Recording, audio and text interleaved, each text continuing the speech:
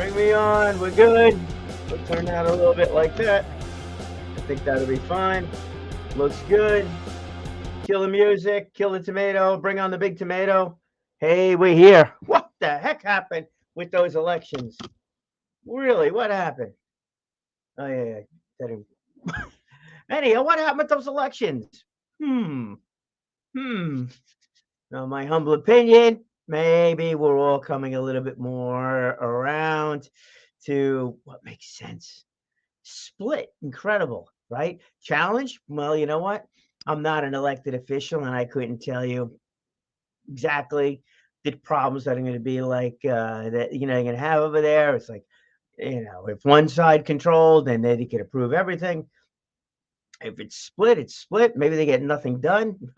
Somebody said the best thing that could happen for this for the nation right now is not to do anything for the next 2 years and just let it be and let the businesses be the businesses and move everything forward on the economy and things like that, jobs, et cetera, et cetera. Maybe even some other things that would have a positive impact. Very possible. Very possible. I don't really know, but very possible. But I tend to think, given the fact that we were so split on this whole thing, here we go. We got comments. Hey, Doug, good afternoon. That we were so split on this, so split. Like I think it's every election, just about every election. He was ironically, Alaska. I think was the one that was more of a one-sided, one-sided vote. Kind of funny as that goes, but whatever. But for the most part, I think if you look across the nation, the vast majority of these elections was split and close. And that's really the big thing. Forget about the fact that Democrats or the Republicans or whatever, but it was close all around. Maybe people are just looking for something that's better. It's just better. Not politicians, but elected officials. There was one gentleman I spoke to about that who is in politics, and he's like, he really wanted to be called an elected official, not a politician. Hmm. What do you think the reason for that is? I can tell you. The reason for that is that his opinion was that he was there to serve the public. He was elected by the public. He was doing that as opposed to a politician. It's a career. And looking at it like a career. I get it, it is a career and all the rest of that stuff, but but I think if you take a look at that why, the mindset that goes behind the whole thing, what drives somebody to go into politics, to possibly become an elected official at any level, whether it be a council person, a supervisor, a legislator, representative, anything like that. What really drives somebody to go and do that? Is it the career? Is it the one that's being on stage all the time, getting the photos taken, giving the speeches, and doing all the rest of that stuff? Or is it somebody that really, truly, think about this one, really, truly wants to serve the public? Ah, hey, look, we can equate this to so many other places too, right? Somebody goes into business. Why do they go into business? Why do they start a business? Because they want to make a lot of money? Because they want to have other people work for them?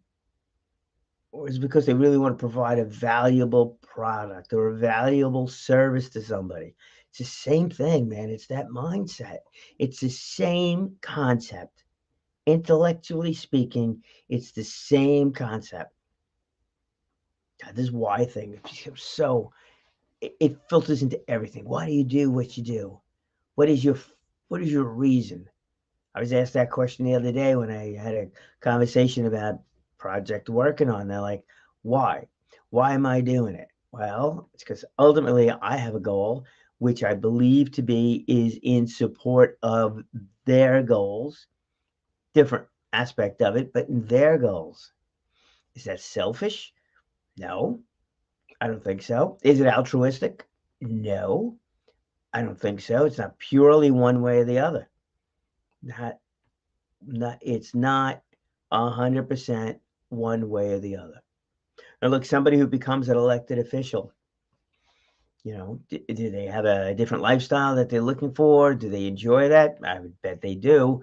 Otherwise, they wouldn't be going that way. I've seen some of these folks, they're running around from one event to another all the time. It's another lifestyle as that goes. Always trying to be someplace supportive of different groups and things like that. That's tough. That definitely is tough, especially since you have a lot of stuff. It's not exactly a 9 to 5 job. You've got all these events on the weekends, weeknights, things like that, and then whatever meetings and things like that, and then projects that take forever. Gosh, got involved with a bicycle path that took forever, forever. I mean, talking years for the thing to come to get started. Not to get started, to go from the planning process to actually something being built. It took years, years. You have to have an unbelievable amount of patience. Have to have a lot of fortitude to really try to continue on to get something done. It's got to mean something. So somebody who goes into politics for the glory of it, I don't think so. I don't think really it. Somebody who really wants to serve the community really gets it that it's going to take a while to do. And then we could discuss whether there should be term limits and things like that, or should somebody have an office for 2 years versus 4 years. I think there's quite a few different arguments along the way there. For that. Yeah, I mean, if it's once every 2 years, like they're running for office all the time, it's like, well, that might be problematic um, from the time standpoint. Also, may be problematic from the standpoint is, they have to accomplish something within that 2 year period of time to show the community that they've accomplished something in that 2 year period of time. Where if it was a 4 year term or something like that, then you could talk about the progress being made along that path to making something happen and go that route. They can work on longer term projects. This one over here with the bike path, nobody was claiming, thinking the not until it was done. We had the ribbon cutting ceremony and stuff like that. There was a lot going on, but it was fine. Nobody was really using it except for that ribbon cutting. Hey, a photo op's a photo op. I was there for it too. But nobody was using it as like a big thing that they've accomplished, along the way. So that one was different. But a lot of the other things are, in that.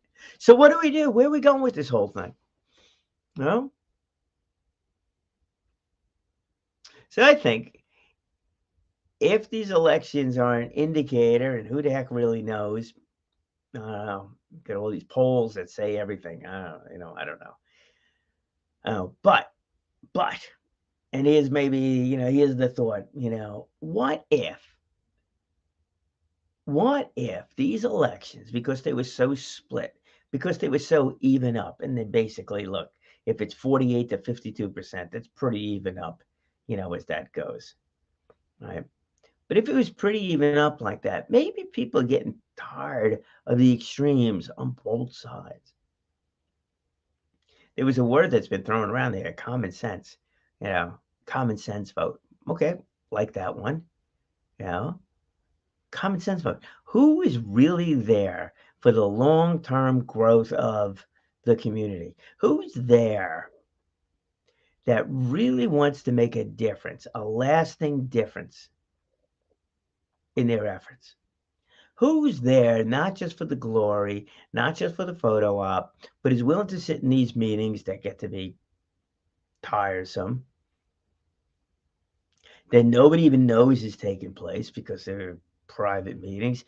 You can't broadcast everything that you're doing because some things work out, some things don't work out. Some people don't need to stay behind the scenes until something really comes of it.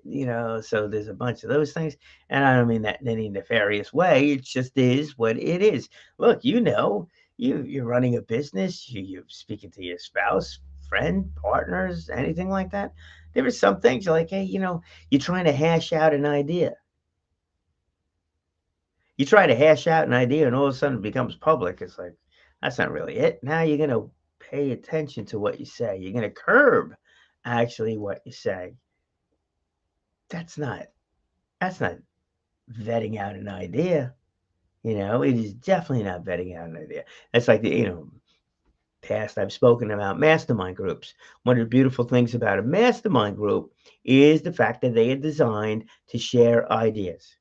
Some of them, some of the groups are good, some of them are good, but that wasn't what I was going to say.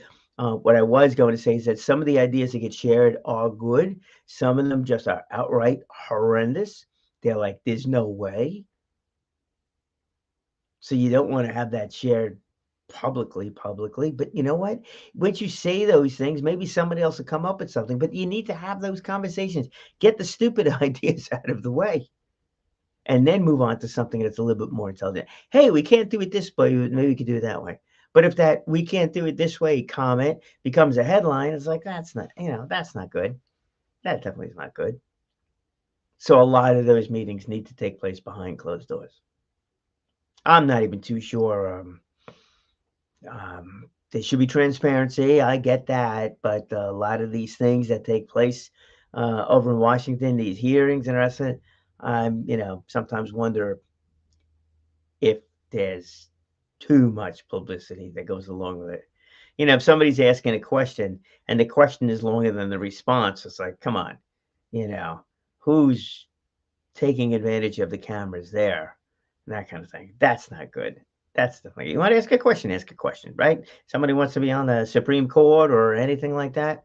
They're getting vetted by everybody. It's public. Okay, it's public, but it doesn't have to be a speech by those that are looking to ask that person a question. It doesn't have to be a speech. So I think if we drop the cameras, maybe it wouldn't be a speech. How do you find that balance there with transparency? I don't know. I don't know. Maybe if we trusted every elected official, like we trust our spouses, like we trust our parents, like we trust our kids, like we trust our close relationships, we wouldn't have to see everything that's going on. Conspiracy theories? Oh my gosh, they're still flying around. But you know what?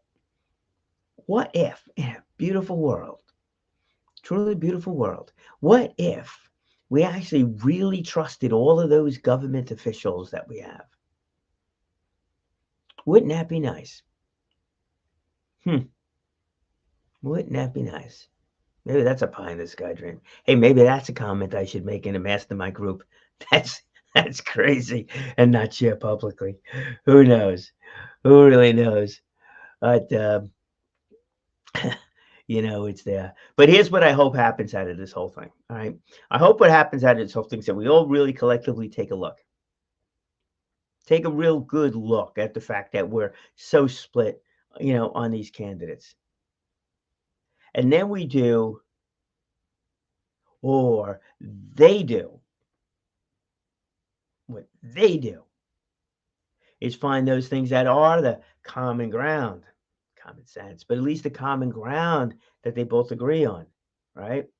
There are so many things that can be fixed. There's so many things that could be better, the rest of that stuff. I know there's some question out there somebody had about, the money going to Ukraine, wanted to know where every penny's going, stuff like that. You know what, I don't think we will ever know.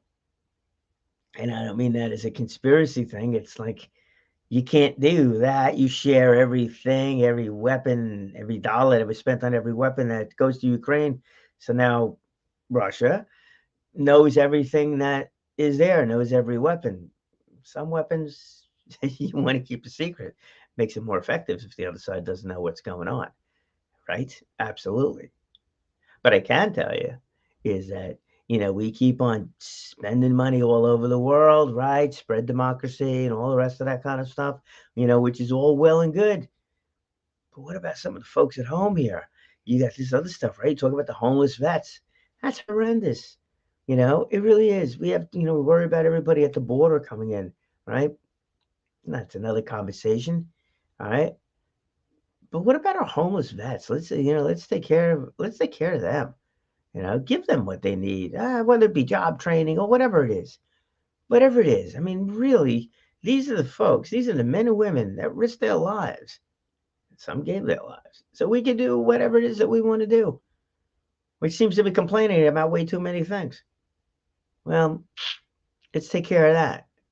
What about some of these other areas that we have here with schools that don't have enough money for intramural programs, after school programs, some programs that other schools have? That's terrible.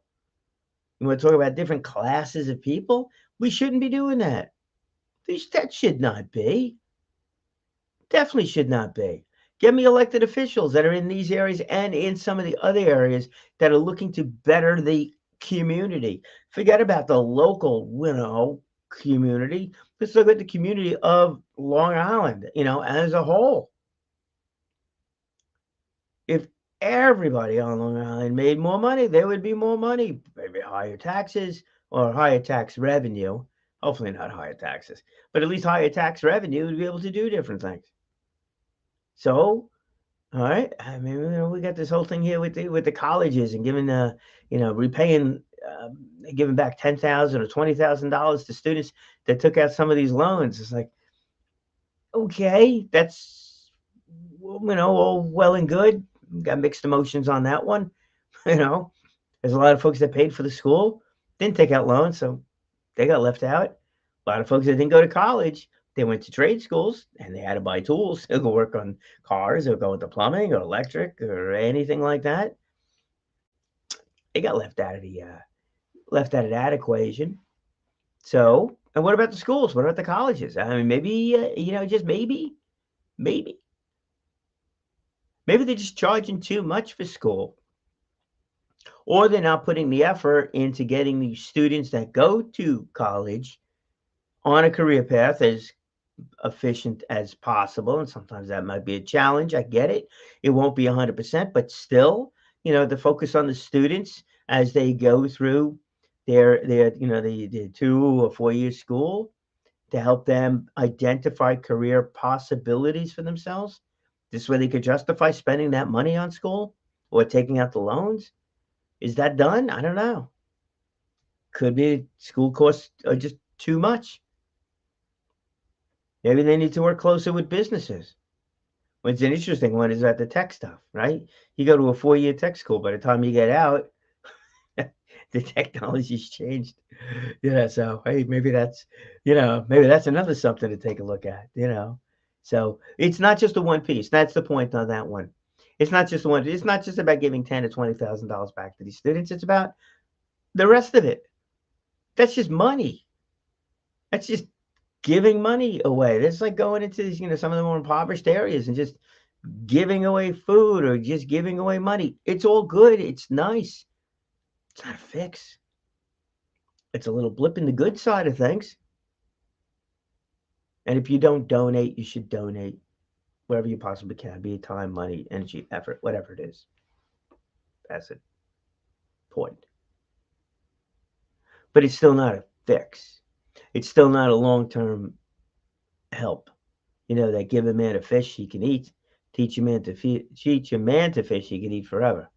Same thing. So I really think that our elected officials should be focusing on what's going on inside of the high schools, maybe even the junior high schools. That's why I'm so big on this idea of these vocational programs. And I know I've been talking a lot about the automotive and STEM, and how that filters into construction, aerospace, manufacturing. But there's plenty of schools that are also working in the healthcare industry, and they're coordinating efforts with some of the local colleges, and also some of the local hospitals. This way, folks are getting real life experience. Hospitality industry, another big thing. Media, another big thing. A lot of it.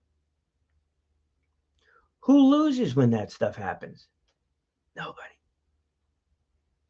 Is it a grandiose thing for elected officials to say, hey, we started a program at a local high school and coordinated a business partnership arrangement, with one of the schools? Hey, you want to know something?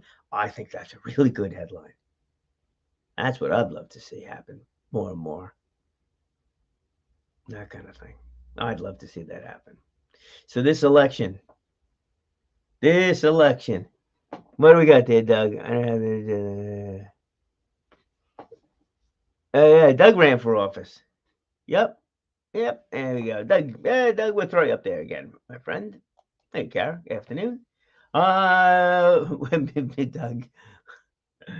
When I ran or rolled for office, I wanted to show that people with disability get out there and fight for all people. Absolutely, absolutely. I mean, it, it's absolutely these different groups that are like really fragmented. Come on, man. Let's get it together here. Let's really get it together. Yeah, should some groups get different, maybe a little bit more help to work through something? Perhaps. I get that. And that's all well and good. But it is all people. It is everything. Look, there's so many possibilities that are out there. That's what I want our elected officials, to go and work on. That's flat out what it is. And I don't care if it's the local council person, if it's the supervisor, the legislator, senators, representatives, uh, presidents, whatever it might be. Whatever it might be. Everybody's got a different facet and what they're addressing. All right, that's fine. But what about making this thing a better place? What about figuring out the entire picture? Not just we should all go have electric cars. Okay, great. But how do we get there? How do we get there? There's some very good, very real challenges that go along with it. You know, then these cars going on fire, the electric cars going on fire because of salt water in there. All right, man, that was a learning moment, I'm sure. How do we do that? How do we correct that? Maybe it's just a coating that goes around the battery. Maybe it's a different kind of um, case for the battery. I don't know. I don't really know. Maybe it's a different way for the battery to operate or to be held. Maybe the battery shouldn't be on the bottom of the car. Maybe it should be on top of the car. I don't know. Somebody will figure that out and make that work. Talk about the electrical infrastructure, right?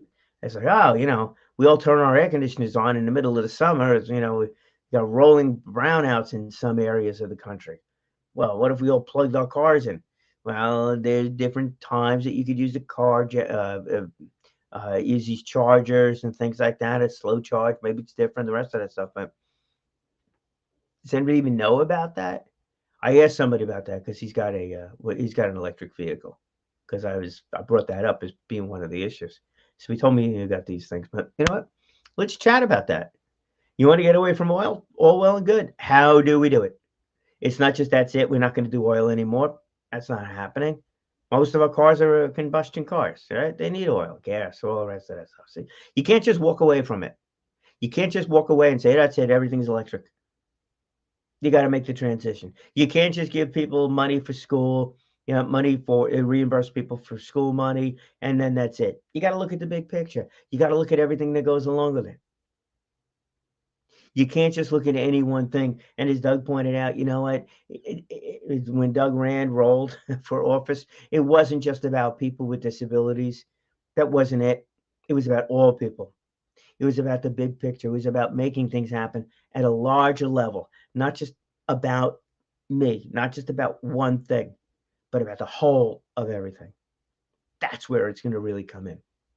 All right. And think about that. You know that. You know that when you're out there volunteering. You know that when you're out there running your business. You know that when you're out there in sales. It's not just about you. It can't be just about you.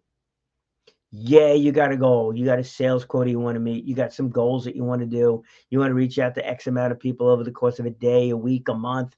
Okay, that's fine. But ultimately, when it comes to sales and you're sitting down at a table and you're talking about the product that you have, what is it that you're doing? You're using those listening skills because you want to find out how you can help that other person. Well, what if we did that on a global level? That we really tried today, starting today, about being generous with other people, about helping other people along the way. Doesn't have to be big. It just has to be a little something, just a little bit of improvement to help somebody out a little bit, whatever it might be. We do that, then this world will become a better place. Then all of a sudden we will be more inclusive of everybody. We would have to talk about, rules about diversification and all the rest of this. If we're just going to be who we are, we're just going to go and find the best people for whatever it is and make it work that way. We're going to help all kinds of communities because it just makes sense. It just makes sense. So I hope, gosh, I hope. And we got another big election coming up in 2 more years, right? But I do hope that our elected officials going forward go figure out really truly what that aisle is in the middle. I'm gonna cross the aisle. Forget about crossing the aisle. Let's just meet in that aisle. Make that aisle bigger. Let everybody meet over there. Rip out all the freaking chairs. Rip out all the chairs. Make everybody stand in the middle. And get to know each other. And talk about, hey, what do we have in common? Not I'm voting this way, you're voting that way just because. Come on. Come on. Let's get this thing done. That'd be nice. That'd be nice. We shall see, of course, how that one goes. But over the next year or so, before we start this election process all over again, maybe you have somebody that you think can actually be that person to really truly work for the betterment of the community. Really do that. Support that person. And then hopefully that person will then inspire others to go out and do and help and look at the entire picture of something and look at the fact that we do have a common ground. We do have common goals, different ways of getting there, fine, but work them out. Work them out. This way we can get there. Got to get that happening. Definitely got to get that happening. All right. And yeah, there we go. I agree with you. Garrett just posted up about Doug. Doug's all right. The whole bunch of them. I got to tell you, I have gotten to know some amazing people over the years. Really, truly amazing people. And some of those conversations been behind closed doors, and hopefully that'll be out. We get to talk about these things, a bit more, bringing the whole thing together, and even have many of them on here as guests as to share what's going on. But I'm looking to see what we could do in order we can help out everybody over here. Altruistic? Yeah, I like living on Long Island. Yeah. I want to see everybody get employed. Everybody get employed. Everybody have to pay income taxes and taxes over here. It's very, this way Long Island's got the money to do. Can't see all these people, all these companies leaving. That's not good. Not good. So we want to get our students into careers right here on Long Island because I want to stay. Hey, is that selfish? I don't think so. I don't think so. All right, Reba, where does it all begin? It begins by communication skills. Meet somebody in the aisle. Make it work. Make it work. All right, Reba, speak well, speak often, live inspired, and we'll be back again tomorrow. We'll do this one more time. All right, here we go. Little music. You guys are all right.